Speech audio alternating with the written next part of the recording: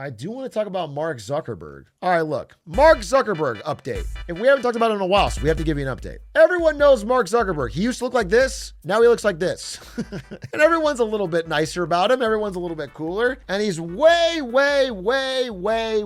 into AI lately. He kind of dropped the metaverse and now he's all in on AI and the expansion of AI and smart glasses. That's Zuckerberg lately. Now, a couple sad things for Zuckerberg. Number one is his Wikipedia picture is still this.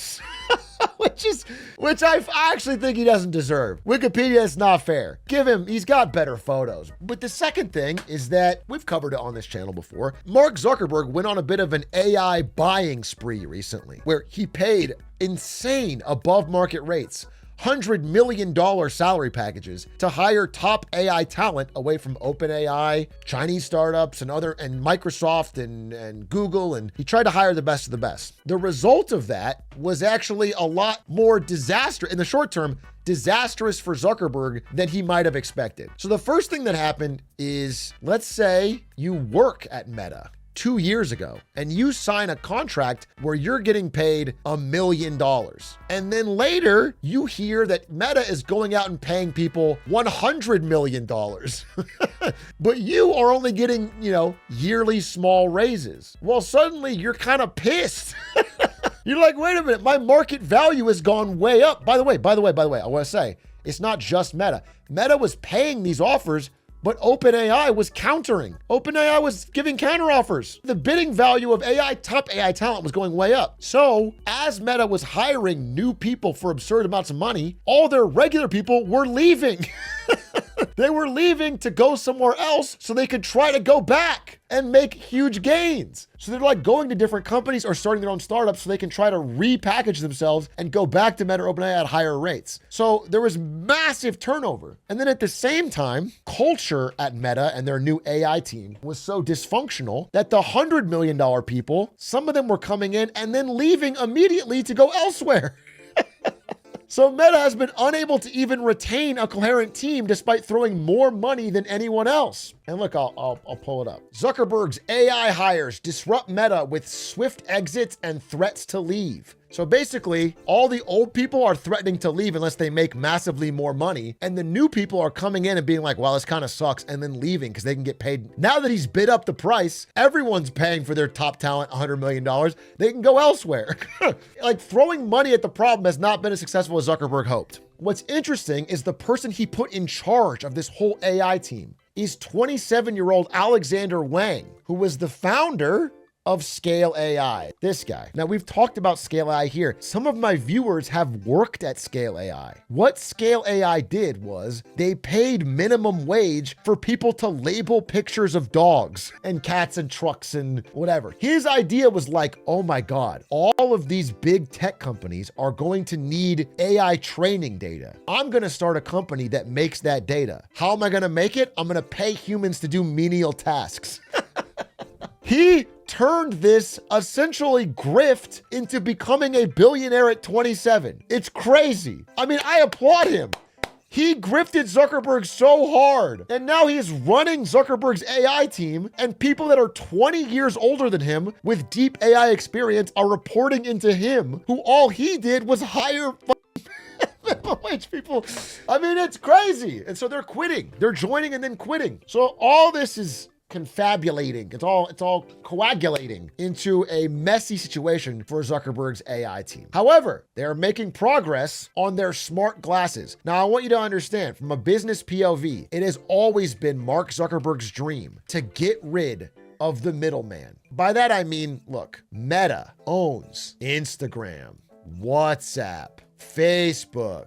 You know what I'm saying? They have these very powerful social medias, but all of them have a problem. They all go through Apple, especially, and Google on your phone. These are the duopoly that he has to go through. They have all the power because they own the platform. If they want to make him not able to track your data, they can do it. If they want to deprioritize his apps in their rankings, they can do it. He's always wanted to get out of the phone meta because the phones keep him beholden to these tech companies. Zuckerberg has hated this forever. He's talked about it forever. There's internal emails that leak that show how much he hates it. So How does he see it done? In his dream world, they replace phones with smart glasses. And if he makes those glasses and we get off our phones, then finally he'll be able to cut these guys out and have total dominance over your life. At first he thought it would be VR with, VR with the metaverse. Now he realizes that was stupid, so he's pivoting to smart glasses. And that is his goal. He deeply cares about it. It's like the future of the company, he thinks. So let's see how Mark Zuckerberg's demo for the AI smart glasses went. So I think our call will be coming in any moment now. Pause WhatsApp video call. There we go. Uh-oh. Well, let's see what happened there. That's too bad. I don't know what happened. Well, I got a missed video call. Okay, there's the actual video call. All right, I'm just gonna pick that up with my neural band. This is, it happens. All right, try it again. I keep on messing this up. And if not, then we'll go for the less fun option. Okay. I don't know what to tell you guys. All right. Listen, I say this in all honesty. I do respect actually doing it live. I do respect actually doing it live. At least it's real. I swear to God, that's something. But it's not a great look when you have to make these weird fucking hand signals. You're trying to introduce everyone to this new world of smart glasses, and it fails 3 times live. But that wasn't the only thing that failed at this event. Let's cut to Chef Jack Mancuso. I don't know what should we make. Maybe like a steak sauce, maybe Korean-inspired type thing, just to show what the live AI is like. Yeah, let's try it. It's not something I've made before, so I could definitely use the help. Hey, can you help me make a Korean-inspired steak sauce for my steak sandwich here? You can make a Korean-inspired steak sauce using soy sauce, sesame oil. What do I do first? What do I do first? You've already combined the base ingredients, so now grate a pear to add to the sauce. What do I do first? You've already combined the base ingredients, so now grate the pear and gently combine it with the base sauce. All right, I think the Wi-Fi might be messed up. Sorry, back to you, Mark. The Wi-Fi! Telling a room full of techies that it was the Wi-Fi's problem? I have a more nuanced view on this. I appreciate they did it live and didn't fake it. This is why most companies fake it, by the way. In case you're wondering. This is why they pre-record the demos. I just will have you know, because this is embarrassing. But it clearly seems like Zuckerberg's future is a little far off, right? A lot of money has been poured into this. Not only to the AI hires, but the smart glasses team, the Ray-Ban partnerships. Meta now has a senior VP of fashion partnerships. What is the progress being made? It seems, by the way, these glasses cost $799. They have a battery life that's drained in like 2.5 hours. It's all, again, seeming to me like it's not there. Like all the money being spent is, I'm sure it'll pay off eventually. We're so not there. And that's before you get into the privacy concerns. They say in this speech for this, I don't have the clip in front of me, but they have this, they say that this will help people who, they find it very annoying when you're talking to someone, they're distracted with their phone. But the idea that I'm talking to someone and now I don't know that they're not paying attention to me because they're watching Subway Surfers in their glasses is even worse. It's even worse. Like, it's like they're creating a better world. Like they were pitching it as like, oh, this is going to make sure people aren't distracted with their phones. But now they're just distracted. You can't even tell. Listen, I've tried the Meta smart glasses.